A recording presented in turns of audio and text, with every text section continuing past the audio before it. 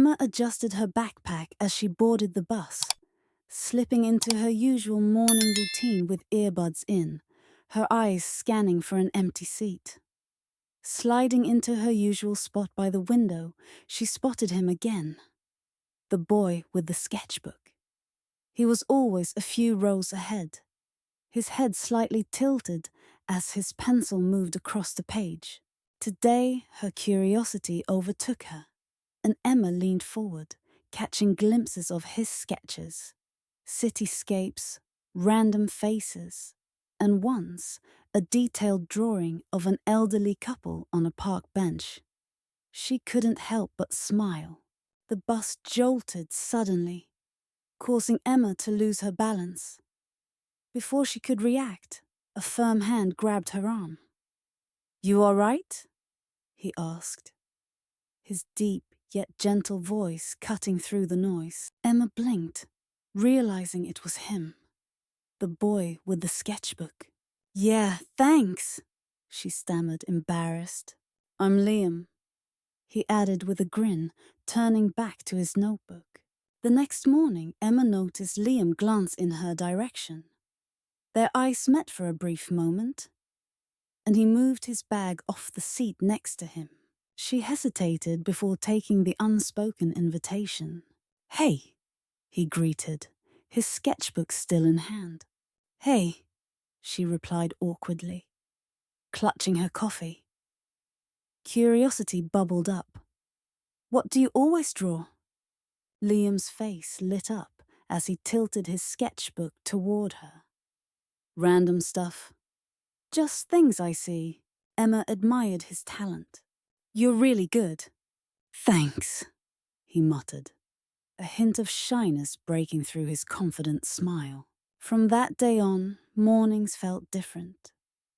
They shared casual conversations that started short but grew deeper over time. Liam opened up about his passion for art, explaining his struggle to choose between engineering, the career his parents wanted for him, and pursuing his creative dream. Emma shared her own struggles, balancing her studies with the pressure to excel. One morning, as icy rain slammed against the bus windows, Emma boarded without her umbrella, her hair damp from the downpour. Before she could complain, Liam unzipped his hoodie and draped it over her shoulders. "Can't have you freezing," he said with a wink. "Thanks," Emma muttered. For the rest of the ride, she sat wrapped in his oversized hoodie, warmth spreading deeper than just from the fabric. From that point on, each morning, her heart skipped a little faster whenever she stepped onto the bus. It wasn't just about the ride anymore. It was about him, his quiet presence, the way he always seemed to notice her even in a crowded space, and the way he made her feel seen. Emma started looking forward to mornings more than ever. Every day, Liam saved her a seat, without saying a word, as if it had always been hers. Their conversations flowed naturally now, with laughter filling the space between them. "You're seriously telling me you've never seen The Breakfast Club?" Emma teased one morning, eyes wide in disbelief. Liam chuckled. "I've seen Ferris Bueller's Day Off." "That counts, right?" "Barely," she shot back, grinning. Their conversations moved beyond movies. Liam spoke about his art, describing how sketching felt like a language he couldn't express with words. Emma opened up about her struggles, balancing her part-time job with schoolwork and the pressure to maintain appearances. Liam listened, really listened, in a way that made her feel lighter. One morning, Emma climbed onto the bus, her hands shivering from the cold. As she settled into her seat, Liam handed her a steaming cup of coffee. "Hazelnut latte," he said. "Thought you might like it." Emma stared at the cup, surprised. "You remembered? You mentioned it once." He shrugged, acting casual, though Emma knew better. Little things like that weren't random. She smiled, feeling warmth bloom inside her. Days passed, and their connection deepened. Emma began noticing the small details about him too. The way he tapped his pencil on his sketchbook when he was thinking. The faint dimples that appeared when he laughed. One morning, she spotted him standing outside the bus window in the rain, without a jacket. She rushed off the bus, running toward him. "Liam, what are you doing?" she asked, breathless. "Miss the bus," he said, sheepish. "You'll get sick like that," she warned. Without thinking, Emma pulled off her scarf and wrapped it around his neck. Liam froze, clearly surprised. "You didn't have to." "I know," she smiled. "But I wanted to." The way he looked at her then, as if she was something rare and special, stayed with her all day. Later that evening, as Emma sat at her desk trying to study, her thoughts kept drifting back to him. His smile, his quiet kindness, and how safe he made her feel. For the first time in a long while, she didn't just feel like she was managing her days. She felt like she was living them, and Liam had become a part of that. Emma's mornings felt incomplete without Liam's familiar smile. But one day, everything changed. As she stepped onto the bus, she overheard him talking to his friends near the back. "She's cool," Liam said casually. "But it's nothing serious." Emma froze. The warmth she had felt for weeks vanished, replaced by a dull ache in her chest. Quietly, she found a seat by the window, staring blankly as the streets blurred past. For the next few days, she avoided him. When he glanced her way, she pretended not to notice. When he tried to catch her after class, she walked faster. The seat beside him on the bus remained empty. Liam's absence hit harder than she expected. Mornings felt lonelier. She missed his jokes, his thoughtful gestures, and the way he always seemed to know what she needed before she realized it herself. One evening, as Emma trudged home from campus, she spotted something on her doorstep, a folded piece of paper tucked beneath a small stone. Curiosity got the best of her. Unfolding it, her breath caught. It was a sketch of her smiling, hair tucked behind her ear, eyes bright and full of warmth. The detail was stunning, delicate pencil strokes capturing her in a way she never saw herself. Below it, Liam's handwriting read, "I'm sorry, I messed up. Please talk to me." The next morning, Emma hesitated at the bus stop, heart pounding. When the bus arrived, Liam was standing by the door. His face lit up with relief when he saw her. "Hey," he said softly. "I was hoping you'd show." Emma folded her arms. "So, nothing serious, huh?" Liam winced. "I didn't mean it like that. My friends were teasing me, and I panicked. The truth is, you're the best part of my mornings, and I didn't know how to explain that to them without sounding weird." Emma's frustration softened. "Oh, you're an idiot," she muttered, though there was no real anger in her voice. "I know," Liam said with a faint smile. "But if it helps, I meant every word in the note." For the first time in days, Emma smiled back. "Yeah, it helps." Emma wasn't sure what to expect after their talk, but slowly things returned to normal. Their conversations became warmer. Their smiles lingered longer, and every shared glance seemed to carry unspoken words. One evening, as they walked home together after class, Liam slowed his pace. "There's something I need to say," he started, his voice quieter than usual. Emma looked at him curiously. "I wasn't completely honest before," he admitted. "I didn't just panic when my friends teased me. I downplayed everything because I'm scared." "Scared of what?" "Of messing this up," he said, his eyes meeting hers. "You mean a lot to me, Emma. More than I expected." I didn't know how to handle that. For a moment, Emma didn't know how to respond. His words took her by surprise, but they felt so genuine. I get it, she said softly. I was scared too.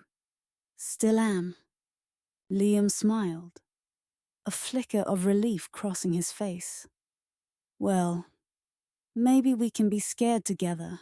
The next morning, as Emma climbed onto the bus, she spotted Liam waiting with a coffee in one hand and a folded sketch in the other. He grinned sheepishly as she sat beside him. You're seriously bribing me with caffeine now, she teased. Hey, I know what works, he shot back, handing her the sketch. It was another drawing, this time of both of them sitting side by side on the bus, her head resting on his shoulder. You're really good at this, she said softly. I had a good muse, he replied, his smile growing wider. The bus rumbled along, but for Emma, the world outside barely mattered. She leaned her head against Liam's shoulder, his arm comfortably around her. You know, she murmured, you're the best part of my mornings too. Liam chuckled softly, fingers intertwining with hers. Yeah, I know. As the days passed, their bond deepened in quiet, meaningful ways. Emma found herself noticing the smallest things. How Liam always turned slightly when she spoke, as if her words mattered more than anything else. How his sketches often included details no one else would notice, like how her fingers curled around her coffee cup, or how her hair tucked behind her ear when she was lost in thought. One afternoon, as they walked together after class, Liam stopped outside a small art gallery near campus. I've been meaning to show you something, he said, his voice hesitant. Curious, Emma followed him inside. The room smelled faintly of paint and old wood, with frame pieces lining the walls. Near the corner, Emma froze. There, in soft pencil strokes, was a drawing of her. Not just her face, but her expression. Thoughtful, focused, and somehow peaceful. You put this in a gallery? She asked, turning to him. I wasn't going to, Liam admitted. But my professor encouraged me, and well, you're kinda my best work. Her heart swelled. Liam, this is amazing. You're amazing, he corrected. For a moment, neither of them spoke. The warmth in his eyes held her still. Before she could overthink it, Emma reached for his hand. I'm really glad I tried that day, she said with a smile. Liam laughed softly, his fingers closing around hers. Me too. The next morning on the bus, Emma leaned her head against his shoulder. Without hesitation, Liam shifted slightly, his arm wrapping around her like it belonged there. The world outside blurred past, but neither of them noticed. I was thinking, Liam said after a while, maybe you could be my next muse. For real this time. Not just sketches. Emma tilted her head to look at him. You mean like pose for you? Yeah, he said, grinning. But no pressure. You can just sit there, being your usual amazing self. Emma laughed, her fingers tightening around his. Sounds perfect. Weeks turned into months. And what started as quiet moments on the bus grew into something far more meaningful. Liam became part of Emma's routine. Not just during their morning rides. They studied together at the library, grabbed late-night snacks after long days, and walked home side by side whenever they could. One evening, as they sat on a park bench, Liam pulled out his sketchbook. Sit still, he said, pencil already moving. Emma smiled, watching his concentrated expression. His brow furrowed slightly, his fingers smudging shadows across the page with careful precision. She loved how focused he became when he drew, as if nothing else existed in that moment. What's this one for? she asked softly. He paused, tapping his pencil thoughtfully. For me, I guess. For you, Liam shrugged. Yeah, sometimes I draw, just to remember things exactly how they are. No pressure to get it perfect. Just real. Emma's chest tightened. She knew he wasn't just talking about art. I like that, she said. The next morning on the bus, Liam seemed quieter than usual. His hand fidgeted with the zipper on his backpack, and he kept glancing at her, as if working up the nerve to say something. You okay? Emma asked, nudging his arm. Yeah, he said quickly. Actually, no. His fingers gripped the edge of his sketchbook. There's this art program in New York. Emma felt her stomach drop. It's a summer program, he added. Just a few months, but it's kind of a big deal. That's amazing, she said, forcing a smile. You should go. I don't know. His voice trailed off. I'd missed this. Her smile faltered. She knew exactly what he meant. You have to do this, she said firmly. It's what you've always wanted. I know, Liam said. But you, what I want? For a moment, the weight of his words filled the air. You'll come back, right? She asked quietly. Of course, he promised. I couldn't stay away even if I tried. The morning he left, Emma met him at the bus stop. The bus wasn't theirs. It was bound for the airport. All right, Liam said, his voice soft. Every day if you want. Emma smiled, despite the lump in her throat. The Carter family seemed flawless to the outside world. Michael, a prosperous businessman, offered his family everything they could desire. Comfort, safety, and an easy life. However, beneath the polished exterior, cracks were already beginning to show. Sarah sat by the window, sipping her evening tea and watching the rain streak down the glass. She had everything, or so people thought. A beautiful house, a devoted husband, and 2 wonderful children. Yet, loneliness had become her quiet companion. Michael was often away, consumed by work, his presence limited to rushed dinners and late-night phone calls. Their daughter, Emily, was absorbed in her own ambitions. Lost in the whirlwind of college life and internships, she loved her father but had long accepted his absence as part of their reality. Sarah and Emily shared a close bond, built over years of mutual understanding. But recently, Sarah seemed distant and preoccupied. Then there was Jake, Michael's stepson from Sarah's first marriage. At 24, he was charming, confident, and far too insightful. He had lived with the Carters since he was a teenager.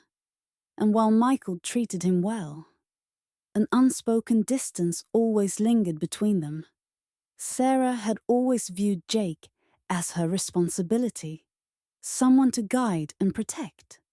But over time, their conversations evolved. What started as casual talks about life and struggles soon turned into intimate confessions.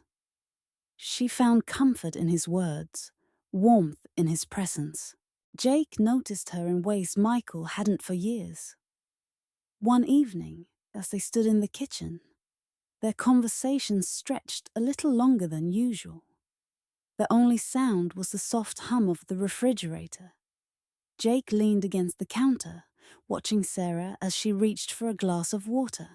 You seem tired, he said, his voice soft and concerned. Sarah exhaled, gripping the glass a little tighter. I don't know, Jake. Some days I just feel invisible. His eyes searched hers.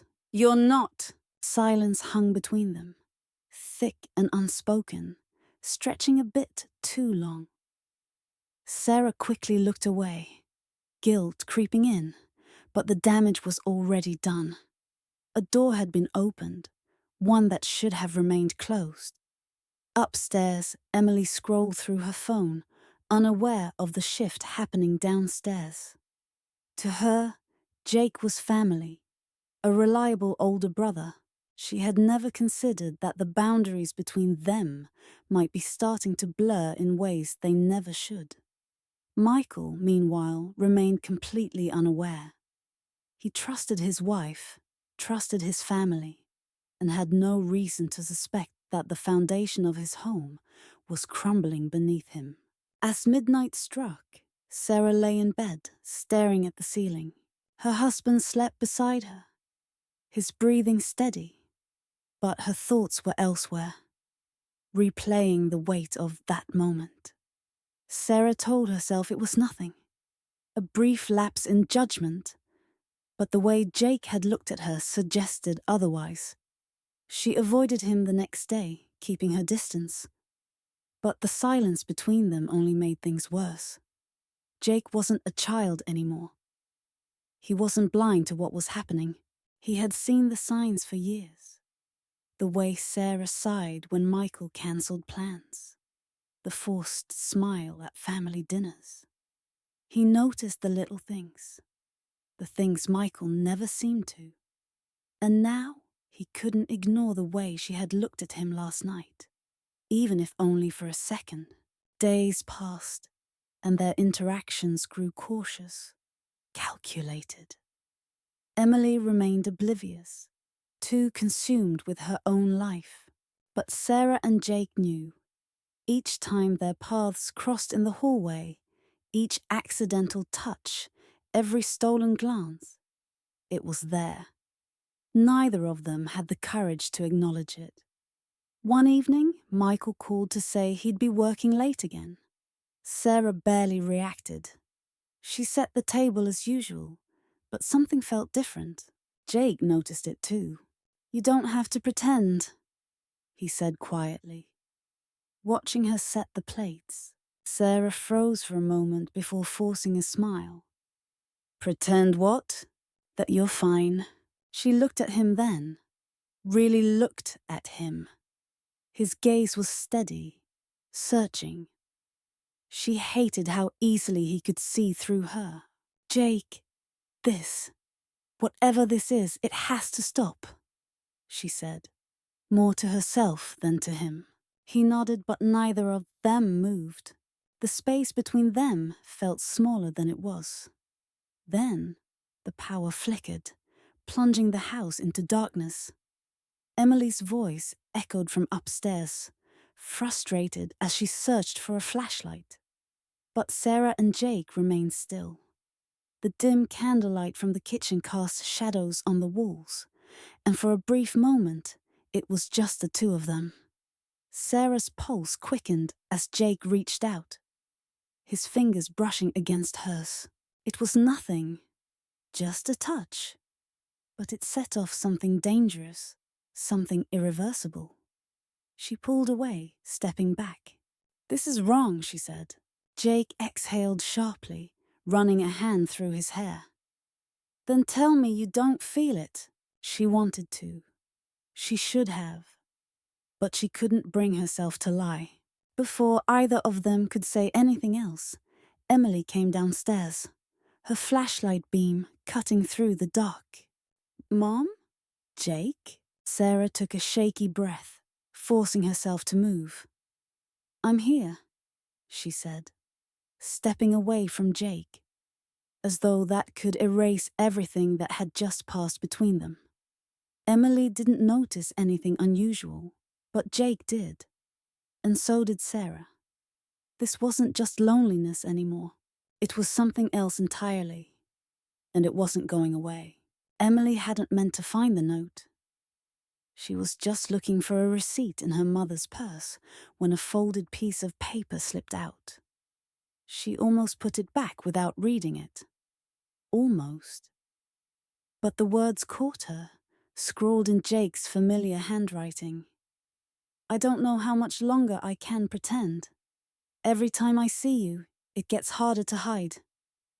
Tell me what to do." Her stomach twisted. At first, she thought she had misunderstood. Maybe it was about something else. But deep down, she knew. Something had felt off for weeks. The stolen glances, the tense silences. She had noticed, but convinced herself it was nothing. Now, she couldn't ignore it. She kept her distance for the next few days, watching, observing. It didn't take long to confirm what she feared. The way Jake lingered when her mother entered a room. The hesitation in Sarah's voice whenever Jake was mentioned. The tension when Michael was around. Emily wanted to be wrong, needed to be wrong, but the truth was staring her in the face. One evening, when Michael was working late again, she followed her mother downstairs. Sarah had said she was going to bed, but instead she headed toward the back patio. Emily stayed hidden, her heart pounding as she watched Sarah slip outside. Jake was already there, waiting. The way they looked at each other was enough. They didn't touch, didn't speak at first, but the silence between them said more than words ever could. Then Jake reached for Sarah's hand, holding it between his own. Emily's breath caught. Her mother didn't pull away. "Tell me this isn't real," Jake murmured. Sarah looked down, her expression torn. "It shouldn't be," she whispered. Emily clenched her fists, rage boiling inside her. This was beyond betrayal. This was her own mother, her own brother, or at least the man she had always seen as one. She turned away before she could see more, before the image was burned into her mind forever. She needed to get out of there, to clear her head, to figure out what to do. By the time she reached her room, her hands were shaking. She wanted to scream, to confront them immediately. But what then? Tell her father? Destroy her family in one night? Number. She needed to be sure. She needed to hear the truth from them. The next morning, she waited for the right moment. Sarah had left early for work, and Jake was in the living room, scrolling through his phone. Sarah was pouring coffee. Emily stepped in, her voice steady despite the storm inside her. "I know." Sarah's hand froze mid-pour. Jake stiffened. "I saw you last night," Emily continued, her voice sharper now. "I read the note, so don't lie to me." Silence. Then Sarah set the cup down with trembling hands. There was no way out now. Sarah's face went pale. Jake looked away, his jaw clenched. The weight of Emily's words hung in the air like a bomb waiting to go off. "Say something," Emily demanded, her voice sharp and unforgiving. Sarah opened her mouth, but no words came. What could she say? That it was a mistake? That it didn't mean anything? The truth was, she didn't even know how to justify it to herself. Emily's hands trembled as she fought back tears. "How could you? To Dad. To me." Jake finally spoke, his voice low. "It wasn't planned." Emily laughed bitterly. "That's your excuse?" Sarah reached for her, but Emily recoiled. "Don't!" she snapped. "Don't act like you care about me when you were sneaking around behind my back." Sarah's eyes welled with tears. "I never meant to hurt you." "But you did," Emily shot back. "You destroyed everything. And for what?" Footsteps echoed from the hallway. Michael had come home early. Sarah's breath caught as he stepped into the room, his gaze shifting between them. "What's going on?" Emily turned to face him, her heart pounding. She had a choice. Tell him now and shatter his world, or walk away and let the lie continue. She searched Sarah's face for remorse, for something that would make sense of it all. But all she saw was fear. Emily inhaled sharply. "Nothing," she said finally, her voice hollow. "Nothing at all." Michael frowned but didn't press further. He walked past them, oblivious to the storm that had just ripped through his home. Jake exhaled in relief, but Emily turned to him, her eyes cold. "Don't think this is over." Sarah wiped her face, her voice barely above a whisper. "Emily, please don't." Emily cut her off. "I'm done with you." She grabbed her keys and walked out, slamming the door behind her. Sarah collapsed into a chair, burying her face in her hands. Jake stood motionless, knowing nothing would ever be the same again. Michael had no idea, but the truth was a ticking time bomb, and when it finally exploded, none of them would be left standing.